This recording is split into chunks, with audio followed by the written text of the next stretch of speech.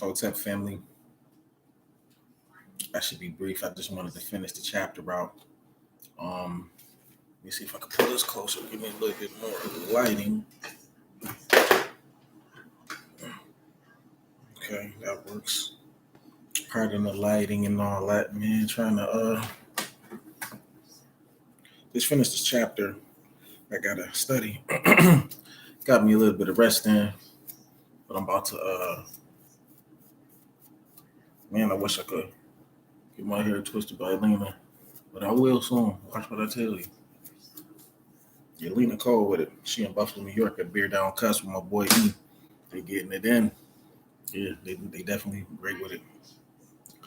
I'm coming to you at this point in time to finish the first chapter. I was so excited, and it's only like well, one, it's like 2 pages, and I just wanted to finish out. You'll probably hear something in the background, and if I don't like it, I'll re-record it. But I'm gonna go ahead and get it in. You heard? But before I do, you know, I got to share this to the book. But yeah, man, what city are you from? Shout out if you watching this live. Shout out what city you coming from, or you're tuning in from, should I say? Pardon me.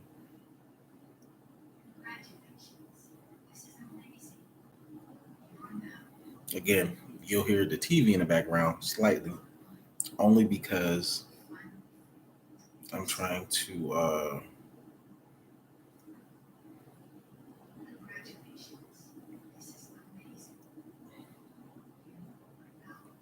do this quietly and quickly. Go home. Here we go.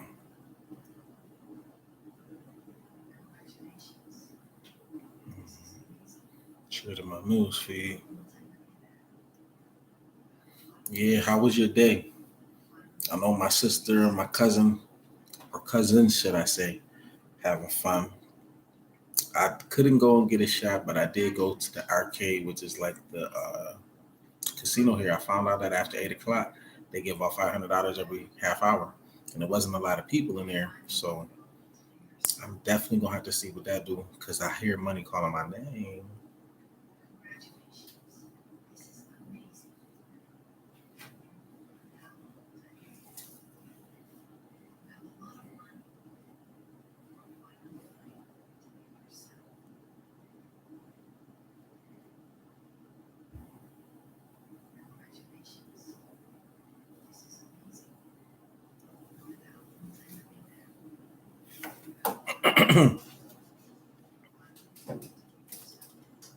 So this chapter, end of this part of the first chapter, is called manipulation is power.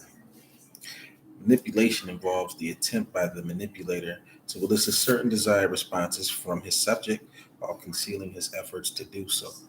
In this way, the manipulator seeks to constrain, restrict, or prevent certain undesirable actions on the part of his subject and or to subtly direct his subject to behave in certain desired ways outside his subject's knowledge and awareness. Again, I ate. For some reason, I always eat literally like just before I get on. So pardon the smacking because that the webcam picks up everything. It just seems like it picks up everything. But pardon me, I'm not trying to be annoying or obnoxious. It's just it's what it is, you know. Manipulation involves a more efficient exercise of power than force, coercion, and influence because it is less likely to evoke resistance since the subject is unaware of the effort to influence him or may think that the manipulator is exercising his influence to achieve an end desired by both the manipulator and the subject himself, when in actuality the subject is being influenced toward an end which may be detrimental to himself and beneficial only to his manipulator. Thus, the manipulated subject may be led to perceive his own responses and behavior as expressions of his own free will and choice. Commonly, Manipulation is achieved by skillfully presenting information, rewards, and deprivations in ways which shape the consciousness and behavior of the subject and motivates him to freely choose to act in ways compatible with the concealed intentions of his manipulator. Rome notes two important general forms where manipulation may occur. First, the power holder may exercise concealed control over the power.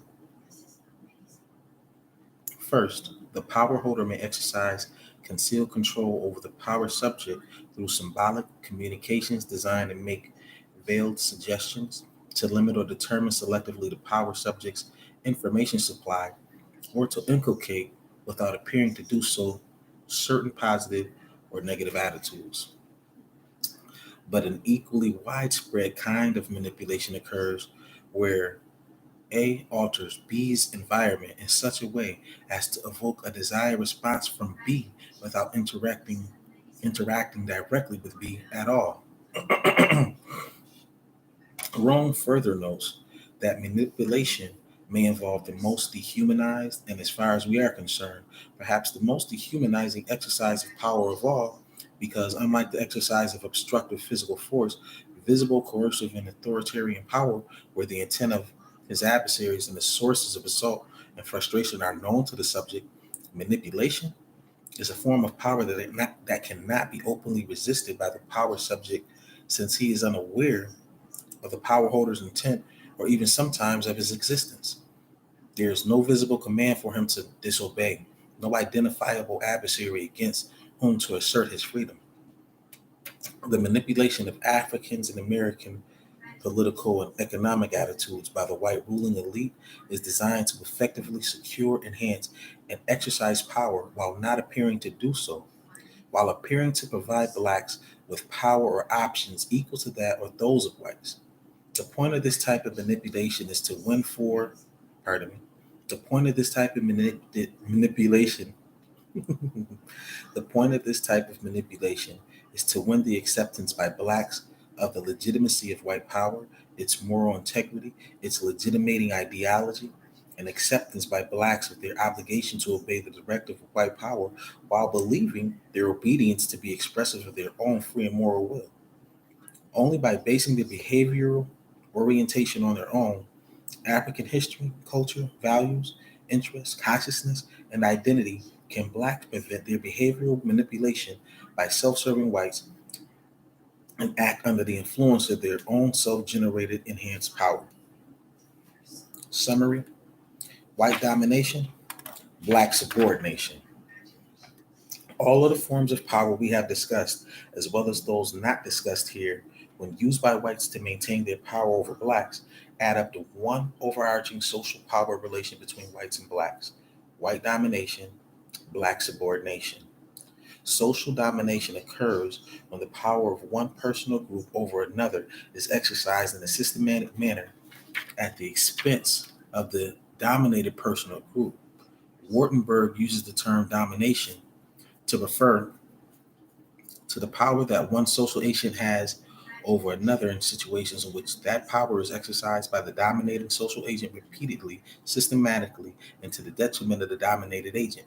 This concept of domination therefore refers to a specific manner of exercising power. Such an exercise of power must be one that conditions the relationship between two agents in a long-standing manner. Domination refers not to a single exercise of power, but to a relationship between two social agents that is constituted by the existence of a power differential between them.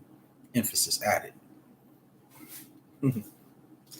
Our characterization of the white American black American power relationship as one of white domination of blacks is based on the fact that in large part the white American power structure possesses and uses its ability to adversely affect the welfare of blacks to further its own interests and to the detriment of those of blacks. The subordination of people of color is functional to the operation of American society as we know it, and the color of one's skin is a primary determinant of people's position in the social power structure. Racism is a structural relationship based on the subordination of one racial group by another. That is the reason why black people can only be prejudiced or biased. They can't be racist because we don't hold the power to withhold any other group from social and economic equality of freedom. At least black people in America, right? Given this perspective, the determining feature of race relations is not prejudice towards blacks, but rather the superior position of whites and the institutions, ideological as well as structural, which maintain it. Emphasis added.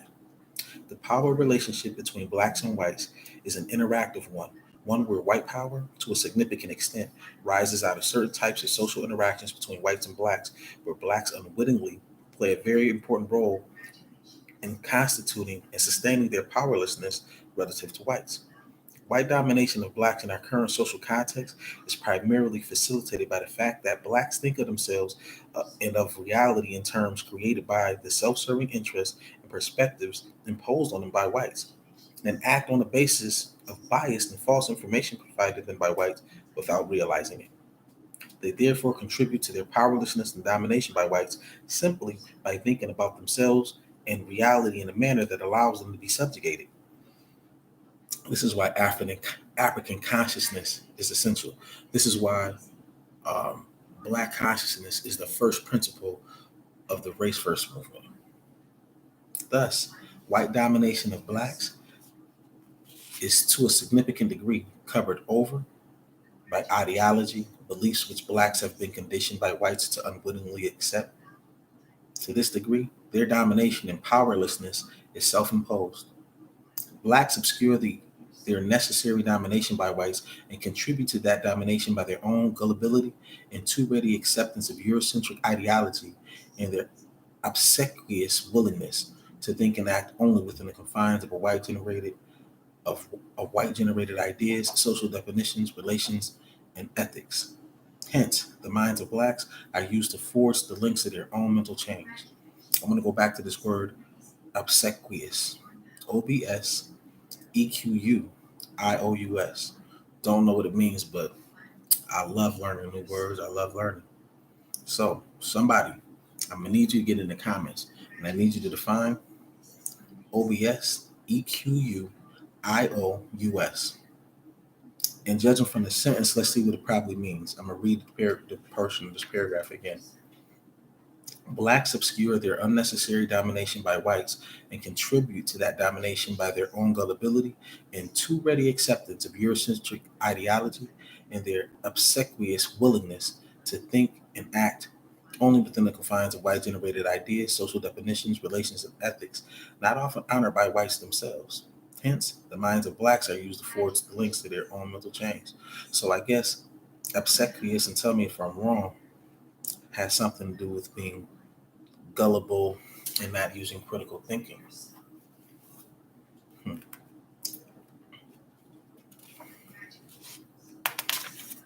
When Africans in the Americas and the world over choose to critically examine the received ideas and biased perceptions of reality imposed on them by Europeans and choose to know reality for what it is, to create themselves through gaining a thorough knowledge of self, knowledge of the world, and through studying and acquiring power, they will then have attained the keys to their own liberation. And that's true. One of the things I relentlessly tell you is that I've studied religion, I've studied contemporary religious thoughts, and throughout the course of my studies, because it started a long time ago and it continues, I realized that there was a meeting, not just the Council of Nicaea, and I think that was in 372. I could be wrong. I don't remember the exact dates, but I feel like in 451 there was a recorded meeting at Chalcedon, Chalcedon. When you read the notes, when you read what do they call it when you have a meeting? When you read the minutes of the meeting or the notes of the meeting, inside the notes, it clearly states that this group of individuals decided that they were going to make something that's not true.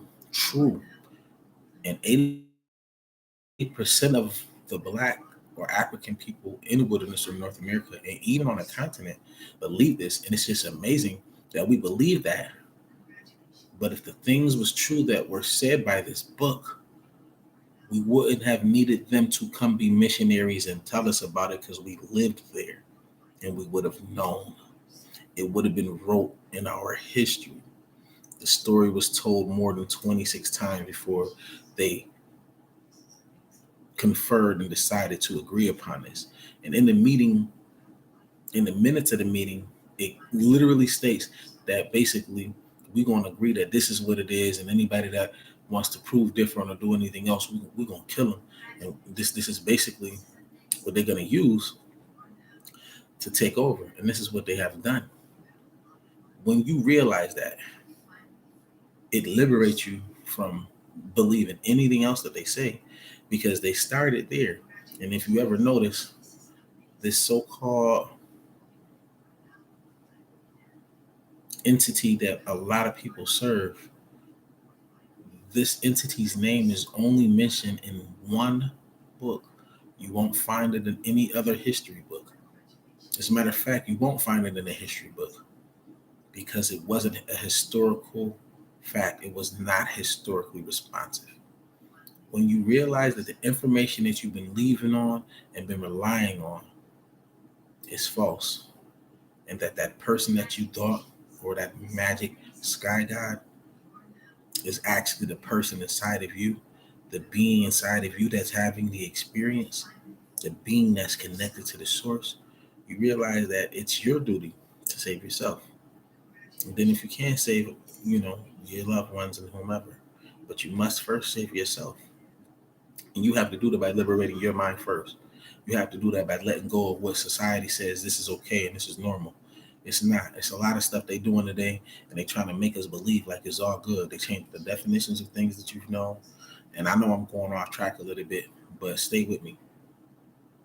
We as a people have some of the greatest minds. The majority of us that can create stuff have no idea that that's what we should be doing, because we're so used to following rules created by people that never had our best interest at hand. Just because something is a rule or a law doesn't make it right, especially if it's going to lead you to captivity, death, hunger, famine, etc. Anything like that, right? So I just want to put that bug in your ear. And I don't want you to, buck against it. Listen, this ain't a time for us to buck against one another. This is a time for us to face and confront our differences, communicate through those differences, and beyond communicating through those differences, comprehending and understanding that our collectiveness, our tying into to one another, our bonding and protecting and looking out for one another is overdue and is needed. And it is the only way we can reverse this isfet and begin to relive our ma'at, which is balanced. Isfet is chaos. And that's all we've been going through this 479 plus years in the wilderness of North America, and actually a little bit more. A lot of people think that there was only one slave trade.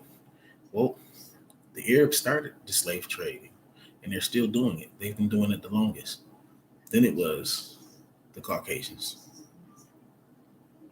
Okay, so let's continue with the great doctor's book, Blueprint for Black Power. I'm so happy I got this book, and I'm so happy whoever is listening is paying attention. Even a cursory review of the relations of the social domination of blacks by whites demonstrates its repeated, systematic, and detrimental nature. All of the types and forms of power we have so far discussed, as well as others not discussed, have been and are currently used by hegemonic, Hegemonic. Tell me what it is and how to pronounce it in the comments. Whites to maintain a system of social domination immensely beneficial to them, as it is devastatingly detrimental to blacks. The use of sheer, unadorned physical force as a means of dominating blacks has been used by whites from the 16th century to the present moment. It has assumed many forms, from war, captivity, lynching, beating, torture, mob violence, police brutality, mass incarceration, repression, to martial law, and the like. The threatened use of physical, police, and military force stands behind white power in all its deceptive metamorphoses, but more effective and deeply enduring than the use of physical force or the coercive threat to use it to maintain the domination of white over black is the long term use by whites of harshly unrelenting psychic violence against the collective black persona. For this violence more effectively neutralizes black opposition to and possible overthrow of white domination than the preponderance of white military might. Psychic violence hobbles the most powerful of human weapons, the human mind, and its product and its productive creativity, ingenuity, innovativeness, and vision. I just want to stop there because that psychic violence is crazy. He's speaking psychic violence as far as our enemies, but even within ourselves or amongst ourselves, we tend to be enemies toward one another. And what I mean by that, even in relationships, you ever notice in some people's relationship, they don't realize that their relationship is toxic. They call each other out of name. They call one another out of name, out of their names. And they call them things that aren't respectful. Like it's cool because songs say it. I don't do that. I literally treat people the way I want them to treat me. A lot of people think that they should be able to get over on people because that's the only way they know how to hustle. That's all they know, to get over on people. They never thought like if you provide a great service or product with quality, people will come back time and time again because they can rely on that. But if you don't give me anything to rely on, why would I return to you for business? That's a waste of my money when there's you got so many competitors. Your competitors was born yesterday and they already up one on you. So you got to do what you got to do, right? But growing up, whether it be the teachers in school or whether it was in a household, psychic violence is real. It literally will, let me repeat what it said, hobble the most powerful of human weapons, the mind. It will hobble the mind and its productive creativity, ingenuity, and innovativeness. A lot of us don't believe that we can learn, don't believe that we could be doctors. We could be anything. You could be a doctor, an engineer, a lawyer. You could be any of that. You don't have to be just a worker at a food restaurant or a janitorial worker or a dishwasher. And I'm not saying there's anything wrong with being these things because you got to do what you need to do to survive and bring in some money, right? But that shouldn't be a limit because it's easy to get. If it's easy to do, it's also easy not to do, right? You really have a brilliant mind. You can learn anything. It doesn't matter that you learn faster or slower than others. You have the ability to be able to do anything. It was one of the reasons I renamed myself Omnipotent, not because I think I'm the best, but the best version of me is greater than anything anybody has ever seen when it comes to me, including myself. So I strive for that um, attribute. I seek that attribute in my endeavor every day. Unlimited power. Who wouldn't want that? So that's what I strive as my destiny. Not to have a physical unlimited power, but the ability to comprehend and see what's going on, read what's going on in life, and prepare, plan, and protect oneself in the interest of the things and people that I love. You know? But that psychic violence is very dangerous. And we really got to get back into loving one another. That don't mean that we can't be tough. That don't mean that we can't be on go mode if need be. But we really need to start appreciating, seeing, and being around one another. You know what I mean? Just a year or two ago, or even over the last couple of years, you know how many gatherings that we have that we couldn't have because the world was on scare notice. Everybody was pretty much, you know what I mean? And I don't want to say locked up, but everybody was basically put on house arrest. You feel me? But yeah, man, that psychic violence is terrible.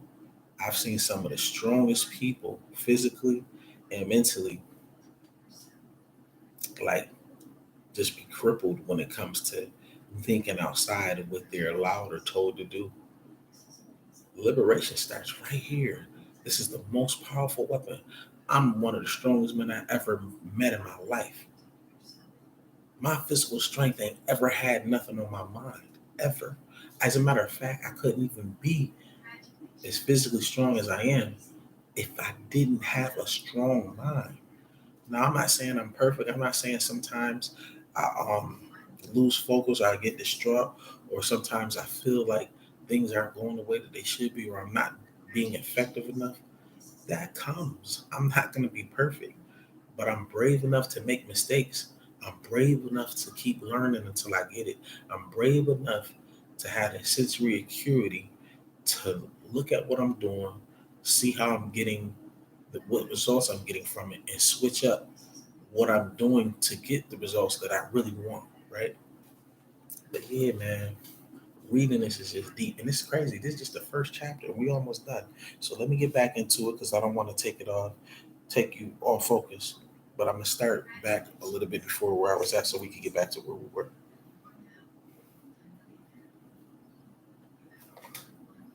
As soon as I find out where that was. For this violence more effectively neutralizes black opposition to and possible overthrow of white domination than the preponderance of white military might. Psychic violence hobbles the most powerful of human weapons, the human mind and its productive creativity, ingenuity, innovativeness, and vision. Moreover, it hobbles the human capacity to develop and press into service the social identity, social consciousness, unity, and solidarity, and the cooperative social spirit which combined empowers a race to overcome impossible odds posed by other hostile and apparently more powerful races of men. Psychic violence makes the victimized individual or group vulnerable to the soft, yet ultimately more treacherous and effective forms of social domination, social coercion, influence, manipulation, allegedly legitimate and competent authority, and ideological hypnosis. Nothing less than the healing of the wounds occasioned by white instigated psychic assaults against the collective African mind, body, and spirit can enable African peoples to regain their liberation.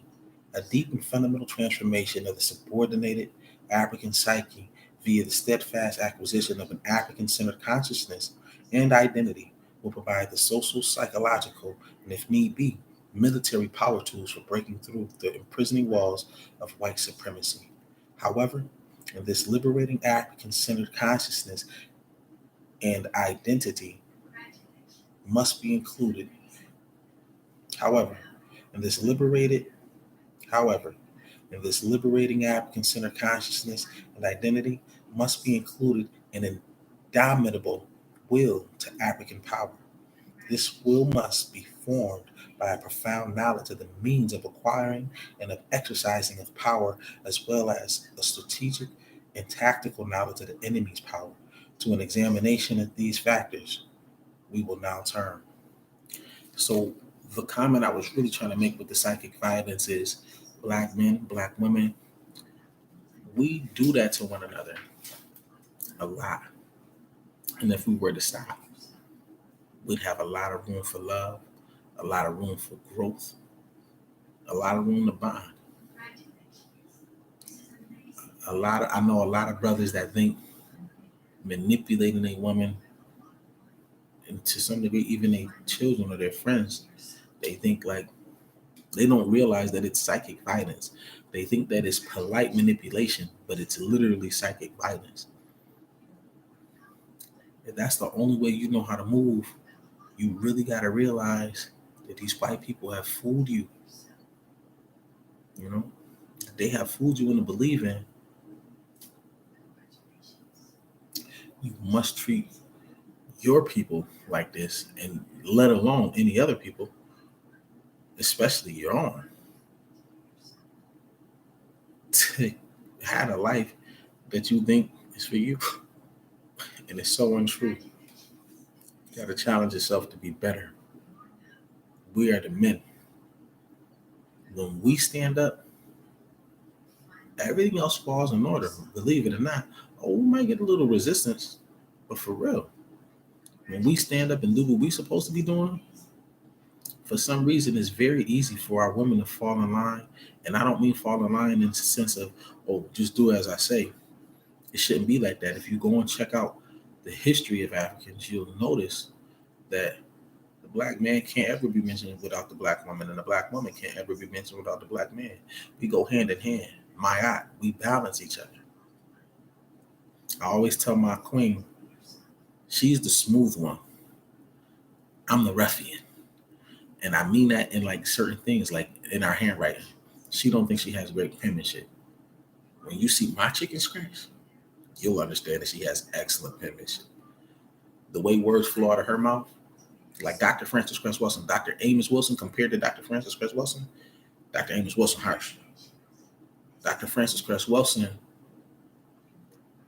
is smooth with it. Like I can't really explain it. And not that Dr. Amos Wilson wasn't smooth. Oh, the brother's smooth.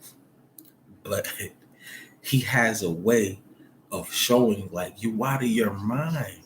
And Dr. Frances Cress Wilson isn't the type of, she's so reserved and smooth. She won't say it like that.